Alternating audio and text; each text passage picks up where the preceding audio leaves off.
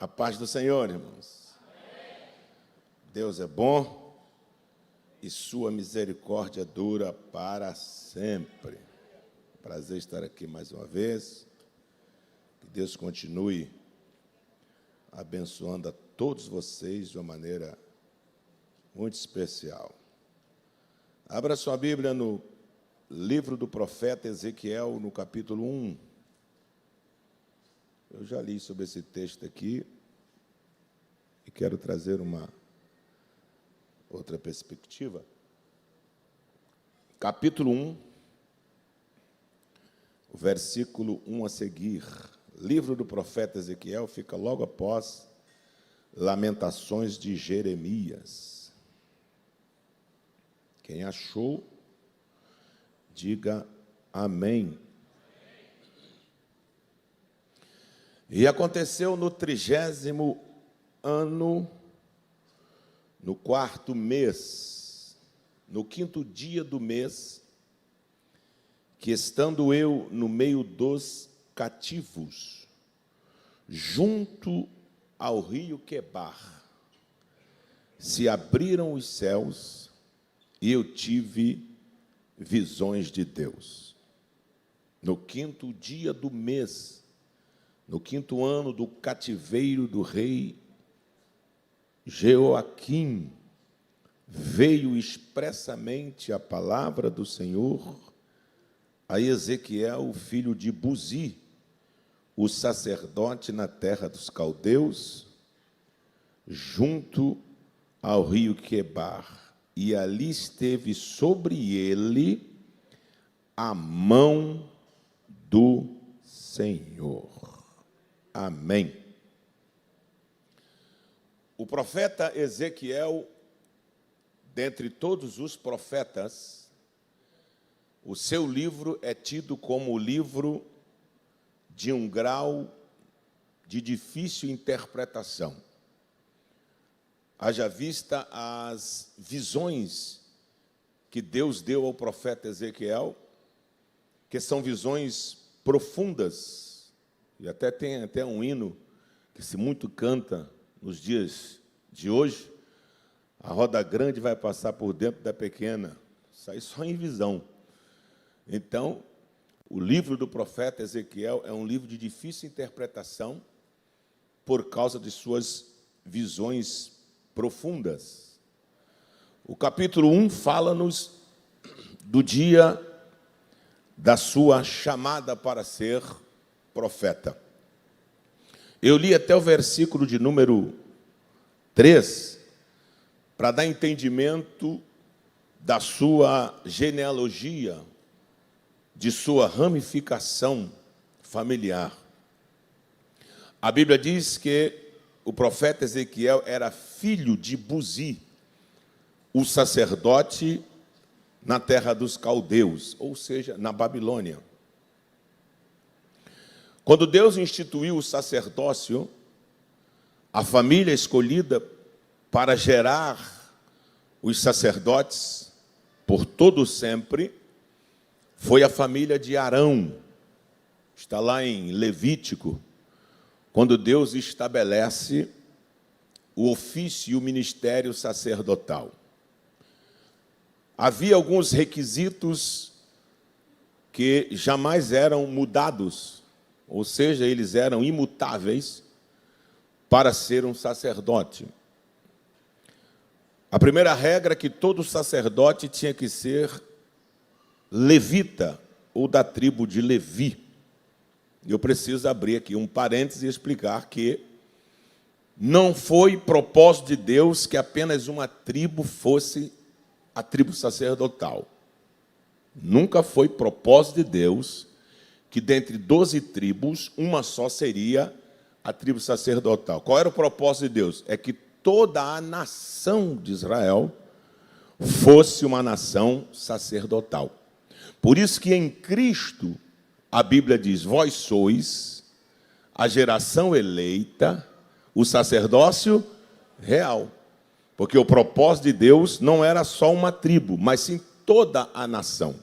Mas em Cristo não existe só uma tribo sacerdotal.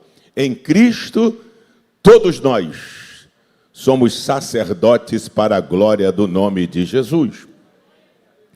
Mas, devido às atitudes das outras tribos, a de Levi é que trouxe para Deus, não é, a regra, pelo fato do seu posicionamento de ser uma tribo sacerdotal. Então, a primeira regra para ser sacerdote tinha que ser levita.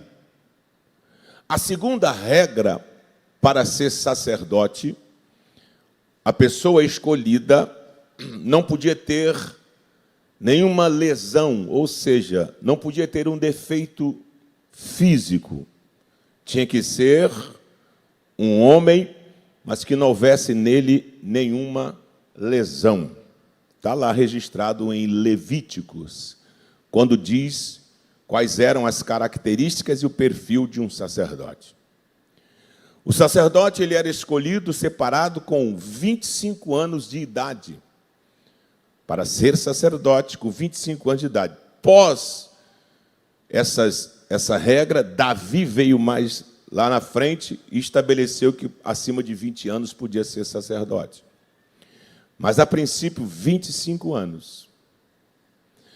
Dos 25 aos 50, ele serviria como oficial sacerdotal, ou seja, fazendo seus ofícios. A terceira regra é que quarta regra, tinha que ser da tribo de Levi, mas para ser sumo sacerdote, um cargo acima, só se fosse da casa de Arão. A ramificação tinha que vir da casa de Arão. Com 25 anos ele era separado, mas ele só iria assumir o sacerdote com 30 anos. E ia exercê-lo até os 50. A jubilação vinha com os 50 anos. Ele não podia mais fazer nenhum ofício, ia trabalhar nos bastidores. O que ele fazia dos 25 aos 30? Ele ia estudar para poder exercer seu ofício. Estudar o quê, pastor? Número 1, ele tinha que entender um pouco de medicina. Não precisava ser muito, mas um pouco. Porque era o sacerdote quem recebia ofertas para oferecer a Deus para algumas doenças. A mais comum na época era a lepra. E ele tinha que ter entendimento do que era a lepra contagiosa e aquela que não era contagiosa. Ao discernir, ao dar o diagnóstico, uma oferta era oferecida de acordo com o diagnóstico. E outras doenças que eram comuns no período que ele exercia seu ministério na época sacerdotal. Então, ele tinha que entender um pouco de medicina. Ele tinha que entender um pouco de veterinária. Não era fácil. Por que ele tinha que entender um pouco de veterinária, pastor? Porque os animais que traziam, e ele mesmo escolhia para oferecer em holocausto, ele tinha que examiná-los. Um cordeiro não podia ser oferecido de qualquer maneira. Tinha que ser examinado. Examinar a sua pele, seu pelo, não é? Suas patas, para saber se ele não tinha nenhuma lesão, porque um cordeiro que tinha defeito não podia ser oferecido. Quando a Bíblia diz que Cristo é o Cordeiro de Deus que tira o pecado do mundo, da mesma maneira que os cordeiros passavam pela inspeção para ser oferecido em holocausto, Cristo, como Cordeiro, também passou pela mesma inspeção. Anás e Caifás mandaram ele para Herodes. Herodes olhou e disse, não tem defeito, joga para Pilatos. Pilatos olhou e disse, não vejo defeito, devolve para Herodes. Herodes disse, eu não quero esse homem aqui, não. Toma para Pilatos de novo. Aí, quando Pilatos está examinando, a mulher dele entra e diz, larga a mão desse justo, porque muito sofri em sonho por causa dele. Pilatos diz, eu vou lavar minhas mãos. Tragam o prisioneiro. E trouxeram Barrabás. Quem quereis que eu solte? Jesus chamado Cristo ou Barrabás? Aí a multidão disse, solte Barrabás. E o que farei com Jesus chamado Cristo? Crucifica-o. Ou seja, ele passou pela inspeção, mas não vejo nele nenhuma condenação. Mata-o, ou seja, o cordeiro está perfeito para o sacrifício. Glória ao nome de Jesus. Depois que ele aprendia todas essas coisas, durante 5 anos, com 30 anos de idade, ele assumia o ofício sacerdotal. Então vamos para o texto. Veja o que Ezequiel escreve. E aconteceu no 30º ano, no 4º mês, no 5º dia do mês, estando eu no meio dos cativos, junto ao rio Quebar, se abriram os céus, e eu tive visões de Deus. Quando ele diz, e aconteceu que no 30º ano aqui é a idade dele, o que ele está dizendo é o seguinte: quando eu fiz 30 anos, vocês entenderam, com 25 ele é separado, com 30 ele vai assumir o ofício. Ele se preparou, ele estudou, estava gabaritado, estava preparado, todos os critérios para ser sacerdote ele tinha, ou seja, pronto para assumir o ofício sacerdotal, mas a Bíblia diz que ele estava no meio dos cativos. E quem são esses cativos? O profeta Ezequiel, quando completa 30 anos de idade para assumir o ofício sacerdotal, ele está longe do templo de Jerusalém, porque Israel foi levado em cativeiro. Ele não tem altar, a sua terra está distante, tudo aquilo que ele se preparou para ser, sonhou ser, porque ser sacerdote não era ele que queria, mas era Deus que escolhia. Para ser sacerdote tinha suas regras, tinha que ser levita, tinha que ter todo esse gabarito para ser. Então ele estava preparado, pronto. Só que quando ele está preparado, pronto e obedece todos os critérios para ser sacerdote, ele não tem templo, ele não tem altar, a sua cultura está longe, ele está no meio dos cativos, na terra da Babilônia, e tudo que ele pensava ser não pode exercer, porque sacerdote sem templo não tem nenhum valor, sacerdote sem altar, ele não tem nenhum valor, sacerdote sem liturgia de culto, que para que serve? O céu escureceu, ele está às margens do rio Quebar, quando tudo parecia perdido, então os céus se abrem. Glória ao nome de Jesus.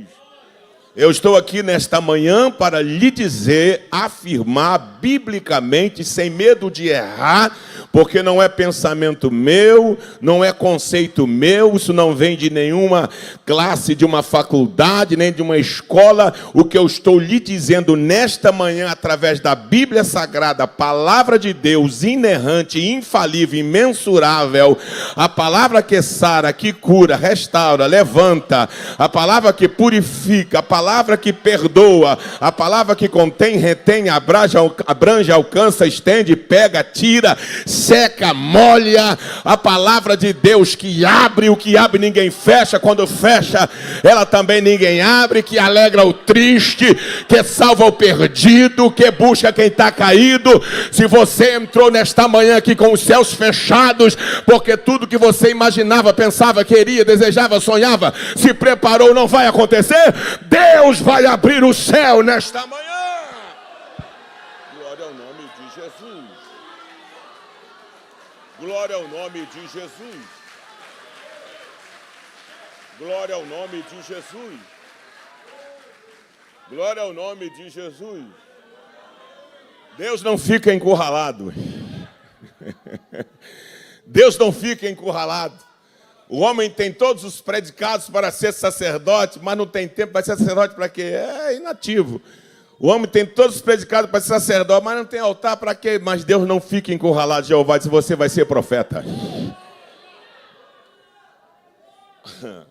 A nação de Israel, em toda a sua existência, eu sempre gosto de falar isso, e gosto dessa matéria, ela teve 3 cativeiros. Cada cativeiro que a nação de Israel sofreu, teve um propósito distinto ou definido. Sempre explico isso. O cativeiro egípcio, o propósito era criar um povo. Está lá em Gênesis de número 15, quando Deus fala a Abraão. Foi Deus que falou que Israel ficaria em cativeiro. Né? A sua descendência, por 4 gerações, ficará presa, escravizada. Então, para que esse cativeiro? Para criar o povo, a partir das 70 pessoas que desceram com Jacó na época que José era governador do Egito. Desses 70, Deus criou um povo. Então, Israel foi criado dentro do cativeiro egípcio. Quando Deus diz pela boca do profeta Isaías: fui eu quem te criei, ó Jacó, criação, e te formei, ó Israel, formação. Então, Jacó é criação, Israel é formação. Deus criou a nação no Egito e a formou no deserto. Salmo 147. Deus que anunciou a sua palavra a Jacó e os seus estatutos a Israel. Então, teve o cativeiro assírio, que eu já disse aqui, foi para o reino do norte, casa de Israel, para espalhar Efraim, por causa da palavra dita a Jacó, quando cruzou os braços para abençoar Manassés e Efraim. E o cativeiro babilônico, que é este que está inserido aqui nesse texto, que foi para curar a nação de Israel do pecado da idolatria. É só olhar Ezequiel 37 que você vai ver o quadro, não é, o diagnóstico da saúde espiritual de Israel. Era um vale de ossos secos, 70 anos de cativeiro. Então Israel foi curado daquele pecado da idolatria, e o cativeiro babilônico está inserido dentro do contexto do elo da corda, da corrente messiânica. Por isso que você vai encontrar o cativeiro babilônico na genealogia de Mateus, que depois do cativeiro babilônico, até hoje, nenhum homem se assentou no trono da nação de Israel. Tem primeiro-ministro, tem um sistema de governo, mas rei, depois do cativeiro babilônico, nenhum se assentou. O próximo que vai se assentar chama-se Jesus de Nazaré. Quando Gabriel disse a Maria: fica tranquilo, porque esse menino será grande, e Deus lhe dará o trono de Davi, seu pai. E ele reinará na casa de Jacó para sempre, e o seu reino não terá fim. Glória ao nome de Jesus. Então vamos lá. E eu não quero tomar muito tempo. Quando os céus se abrem, na vida do profeta Ezequiel, revelam-se duas coisas. Eu disse quantas? Duas coisas. Quando os céus se abrem, se revelam duas coisas. A primeira, Ezequiel disse: e vi os céus abertos e vi visões de Deus, e esteve sobre mim ali a mão do Senhor. A primeira coisa que Ezequiel vê quando os céus se abrem, é a mão de Deus. Esteve ali comigo a mão do Senhor. A mão de Deus está na minha vida. A mão de Deus está na sua vida. Numa situação adversa como essa, a mão de Deus estava ali. Então existem pelo menos 5 maneiras de você sentir, ver, ter a mão de Deus. Número 1, a mão de Deus estava em Ezequiel, na vida de Ezequiel, e como está na minha e na sua. Número 1, para nos sustentar. E onde é que ela está quando nos sustenta? Ela está por baixo. Bendito seja o Deus Todo-Poderoso. A mão de Deus é quem me sustenta. A mão de Deus é quem te sustenta. Eu preguei na sede, na vigília, e o que eu disse lá vou dizer aqui. São 28 para 29 anos que eu ministro, desde 1997. Eu não tenho ninguém na carreira como meu adversário. Eu posso ter inimigos, mas não que estão do lado de dentro, mas do lado de fora. Que eu não congrego com inimigo, pelo amor de Jesus. Mas temos inimigos externos. Mas eu não constituo ninguém como meu adversário. Dá um exemplo, pastor. Está aqui o pastor Bruno, que eu admiro e acho que ele é um bom e um grande pregador da palavra. Sabe o que fala, interpreta e aplica. Mas ele não é meu adversário. Existem outros que por aqui, podem ser que estejam, e por esse Brasil, que prego, mas não são meus adversários. Mas eu também não posso negar que, ainda que eu não constitua alguém como adversário, não impede que eu seja constituído como adversário dele. Glória ao nome de Jesus. E por que o senhor não tem adversário? Porque isso aqui não é uma disputa. Quem me sustenta... Glória ao nome de Jesus. Quem te sustenta é a mão de Deus. Bendito seja o Deus Todo-Poderoso. Agora, eu preciso que você também compreenda que a mão de Deus que está por baixo te sustentando não é a mão do Cristo Redentor lá no ponto turístico do Rio de Janeiro. Se você chegar lá, a mão dele está estática. Aqui, ó. Você pode ir lá daqui a 20 anos, a mão dele está sempre assim. As pessoas vêm do mundo inteiro. Eu quero ir lá no Corcovado. Chega lá. A mão de Deus não é estática. A mão de Deus... Oh, glória ao nome de Jesus de Nazaré. A vida do crente, ela não é assim. Não. Se for, você está errado, você não é crente. A vida do crente não é assim. Como é que é a vida do crente, pastor? Tem dia que você chega na igreja, se eu te der a paz do Senhor, e você responder, parece um dragão. Fogo da cabeça para o pé. Paz do Senhor. Está igual Elias. Mas é o mesmo Elias que disse, eu sou homem de Deus, cai fogo do céu. Quando Jezabel foi para cima, ele foi para debaixo do pé de zimbro. Já não está aqui, já está aqui. Oh, glória ao nome. Então a vida do crente não é assim. Como é que ela é? Ela é assim, ó.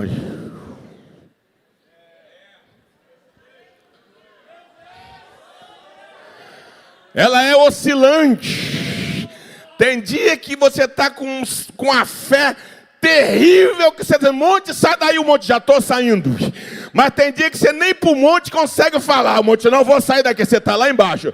Não importa aonde você esteja, se é em cima, se é embaixo, mas se está na mão de Deus, sustentado por ela.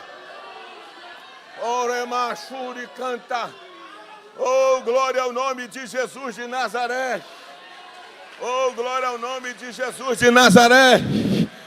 A mão de Deus está te sustentando. Você ainda não parou porque a mão de Deus não deixou. Tua casa não caiu porque a mão de Deus é quem segura. Tua família está protegida, é a mão de Deus. Teu ministério está alcançando lugares mais altos, é a mão de Deus. A porta está aberta, é a mão de Deus. A saúde chegou, é a mão de Deus, é a mão de Deus. Esteve ali a mão de Deus. A mão de Deus nos sustenta. Onde está a mão de Deus, pastor? A mão de Deus está à nossa direita e à nossa esquerda. Para quê, pastor? Para nos proteger. O salmista diz assim, 1000 cairão a teu lado. Nós entendemos que é a esquerda. 10.000 à tua direita. 1.000 à direita e 10.000, 11.000 e o outro lado. Então, 1000 cairão a teu lado. 10.000 à tua direita. Mas você não será atingido. Porque Ele vai te guardar. Glória ao nome de Jesus. É que às vezes as flechas passam perto. Opa! Senhor, eu vi. Fica tranquilo. Foi só para você se ligar. Mas, pegou? Não pegou não. Aí vem outra. Senhor, essa raspou. Raspou, mas não pegou. Oh, glória ao nome de Jesus. Oh, porque Ele é a tua sombra, a tua direita. Conforme o sol muda, a sombra também muda. E Deus é imutável. Oh, você pode adorá-lo nesta manhã. Ele vai te proteger. Nenhum mal te sucederá, nem praga alguma chegará à tua tenda. Por quê, pastor? Porque Ele faz cessar a guerra até o fim da terra. Quebra arco, corta a lança, queima os carros no fogo e diz, aquietai-vos e sabei que eu sou Deus. Oh, glória ao nome de Jesus. Protege. Protege. Orema, Xúria.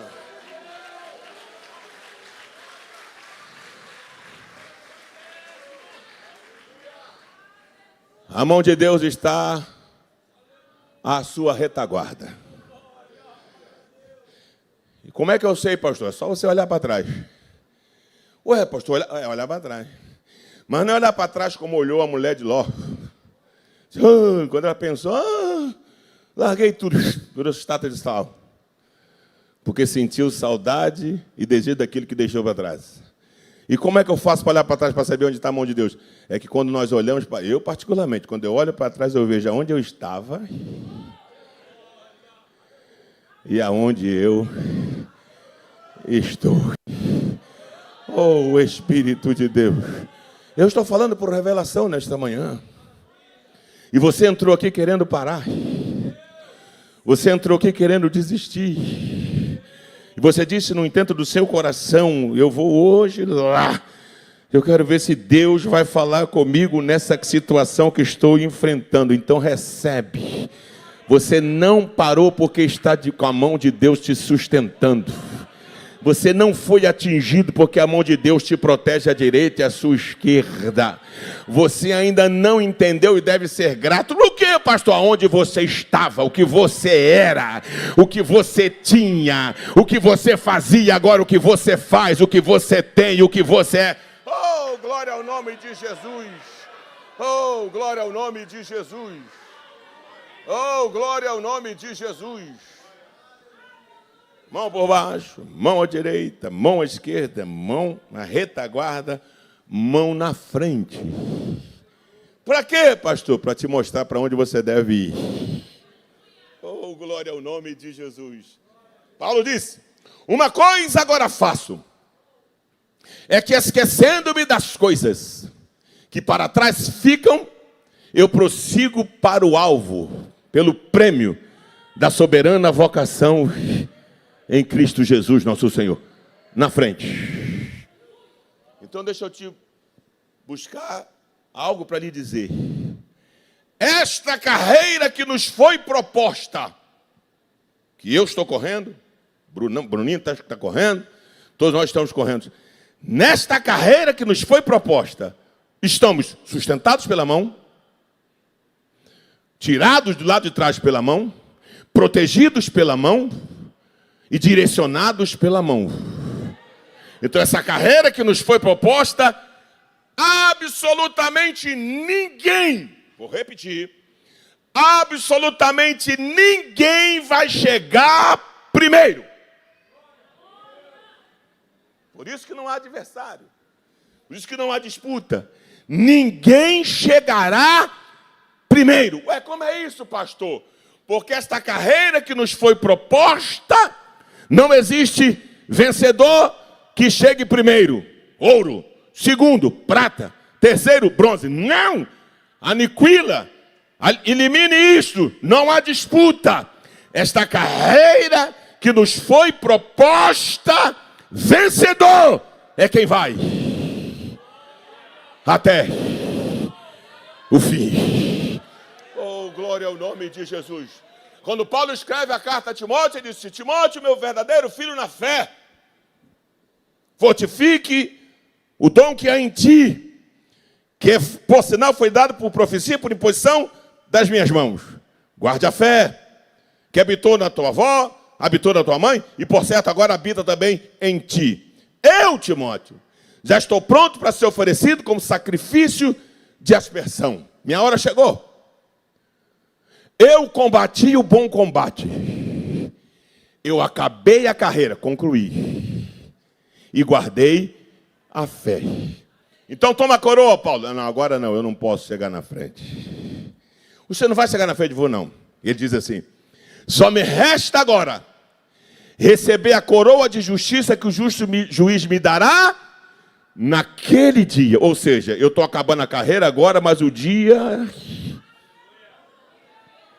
Oh, glória ao nome de Jesus. Me dará naquele dia. Aí ele vai e completa. Não somente a mim, mas todos quantos. Oh, glória ao nome de Jesus. Paulo já foi, Pedro já foi, Tiago já foi, Mateus já foi, João já foi, Judas, irmão do Senhor, já foi, Policarpo já foi, Savonarola já foi, João Rus já foi, Lutero já foi, os grandes heróis da fé já foram, mas ninguém ainda recebeu. Por quê? Está atrasado? Não, está esperando a gente. Aleluia. Nessa carreira, ninguém vai chegar primeiro, porque a Bíblia diz os últimos. Ou você pode adorá-lo nesta manhã. Nós vamos até o fim. Foi o que o anjo disse a Daniel. Tu, porém, varão, vai até o fim. Alguns pararam, alguns desistiram, alguns se desviaram. Adore a teu Deus. Você ainda corre e vai até o fim. Vai até o fim. Vai até o fim. Vai até o fim. E aqui eu começo a encerrar para a gente orar. Ele viu a mão. A mão de Deus estava com ele lá. A mão de Deus levou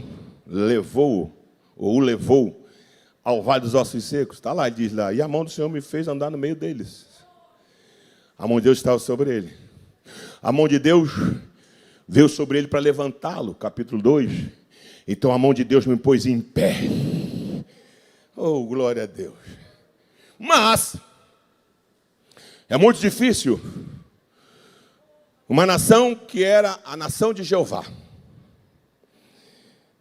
Uma nação escolhida. Uma nação criada. Um povo que Deus escolheu para manifestar o seu nome, sendo agora subjugada pelo império, o babilônico. Com 3 incursões, chegaram em Jerusalém e levaram todo mundo, destruíram tudo. Parece que está tudo fora do controle. Parece que Deus abandonou a nação de Israel. Mas aí Ezequiel disse assim: abriram os céus, eu vi visões de Deus, a mão de Deus estava sobre mim, e de repente eu olhei e vi acima do firmamento. O que você viu, Ezequiel? Eu vi um trono. E eu vi alguém com a aparência de um homem assentado sobre o trono. Ou seja, tudo isso aqui tem um governo que é sobre todos os governos. Oh, glória a Deus. A visão da mão que sustenta, protege, guarda, guia e abençoa, que é o último, a mão de Deus também abençoa. Além disso, Ezequiel disse, e eu vi um trono e alguém assentado sobre ele. Ou seja, o que está acontecendo aqui está no controle. Oh, glória ao nome de Jesus. O que está acontecendo aqui tem um trono que governa. E esse trono está aqui. E esse mesmo trono que Ezequiel viu no capítulo 1, Jeremias vê lá em Lamentações no capítulo 5. Porque são 3 profetas contemporâneos. Ezequiel, Daniel e Jeremias. Olha como Deus é terrível e tremendo. Olha o que Deus faz. Ezequiel, você vai profetizar para quem está no meio dos cativos. Daniel, você vai profetizar para quem levou o povo cativeiro. Como assim, Senhor? Para mostrar que isso aí está acontecendo por vontade minha e não porque eles são poderosos. Por isso que o rei Belsazar pegou o vento, traz lá os cálices que foram trazidos do templo de Jerusalém, que eu vou chapar. Vou tomar todas no cálice consagrado a Jeová. Tá bom, o senhor o que sabe? Então o senhor quer, então vai trouxer. Quando trouxeram que o rei é agora, e que pá! Jeová, eu vou mostrar quem manda aqui, na parede estucada.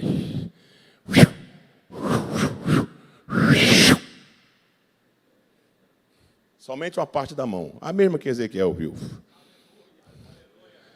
O rei empalideceu. A junta de seus ossos relaxaram e batiam uma na outra. Pera. Só por cada mão. Imagina se visse o corpo todo. Eu preguei numa cidade chamada Piranhas. Tem essa no final, né? Piranhas, ela fica no estado das Alagoas. Ela margeia o rio São Francisco. Lá tem o Museu do Lampião. Eu estava à margem do Velho Chico, e o cara do museu disse assim, sabe qual é a história de Lampião aqui? Disse, qual era? Não havia um homem que ficasse corado, linguagem nordestina, na frente de Lampião. Eu digo, explica, professor. Todo homem que chegava diante dele perdia a cor. Desfigurava, ficava pálido. Eu posso imaginar como é que foi com Belsazar. Quando ele viu a parte da mão, a Bíblia diz, o rei empalideceu, perdeu a cor. Oh, glória ao nome de Jesus. A junta de seus ossos, que são responsáveis para sustentar o nosso corpo, relaxaram. Aí a perna. E agora? Aí chame alguém para ver se consegue interpretar isso que está escrito aí. Aí trouxeram Daniel. Quando você vê a interpretação de Daniel, parece fácil, né? Pesado foste na balança, foste achado em falta, passou de ti o teu reino, entrega aos médios e os persas. Não estava escrito assim. Estava escrito mais ou menos assim. Pesado, pesado, passado, passado. Quando Daniel entrou, que olhou a inscrição, o rei disse, pode interpretar? Eu disse, posso. Mas como é que você pode? É que eu falo com ele 3 vezes por dia. Conheço a sua caligrafia, sei o jeito que ele escreve, as pontuações são perfeitas, ninguém escreve como ele escreve, ninguém escreve como ele escreve. E o que está escrito aí? Está escrito mais ou menos assim, eu vou lhe dar a interpretação que está escrito. Diga, pesado fostes na balança, foste achado em falta, de ti passou o teu reino, e foi entregue aos medos e aos persas. Mas por que isso, Daniel? Porque quem governa tudo não é o Senhor, quem governa tudo é o trono, a majestade do Deus. Ei, a tua vida é governada por este trono.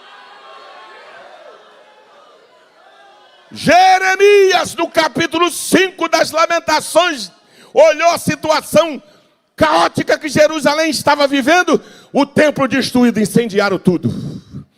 O pão está caro. Até que é o PT que está governando lá.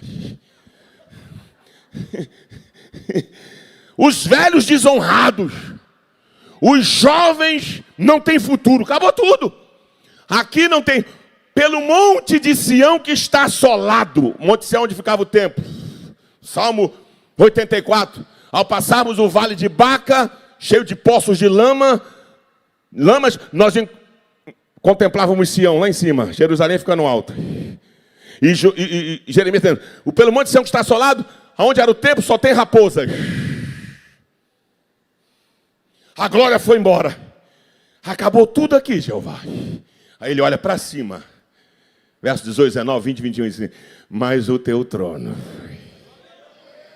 subsiste, ou seja, resiliente, firme, não falha, não perde, não fracassa.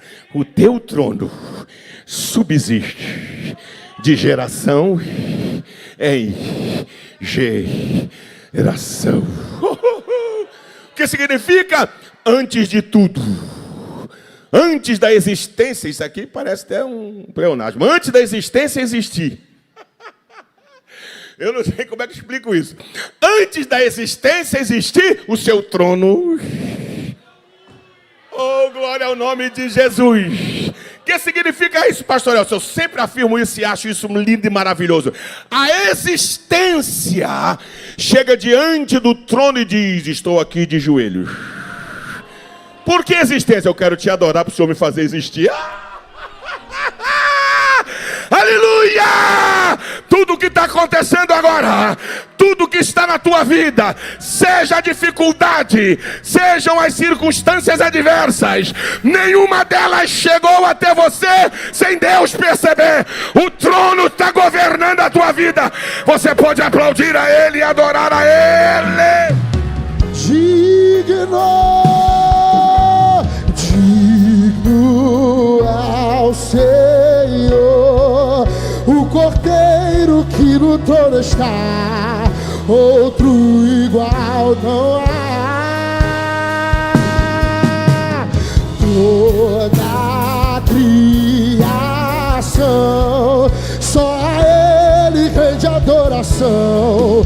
Outro igual, digno é, digno é, digno é o Senhor, o Cordeiro que no trono está.